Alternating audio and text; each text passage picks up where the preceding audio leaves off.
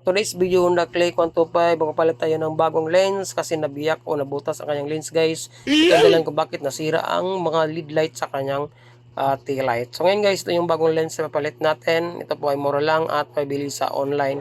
At ito naman ang paraan kung paano natin siya matanggal ang lens. Kailangan natin blueran o initin. Tapos unti-unti yung sikwatin gamit ang maliit na flat screw. Magkapilan natin na medyo minute na lalayan natin ng pagsikot ng maliit na flat screw guys para unti-unting tutulak yung lens.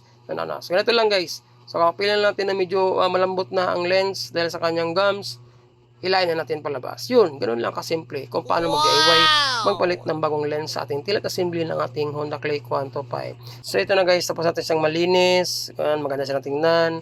Pwede natin ikabit ang ating bagong lens, itulak lang natin paloob at imasas-masas lang natin hanggang dumikit ito sa ating tail light assembly at automatic mag-lock yan. Ganun lang po ang paraan at napakasimple. Hampagabit ng lens. Yun lang, ride safe, God bless, ayos.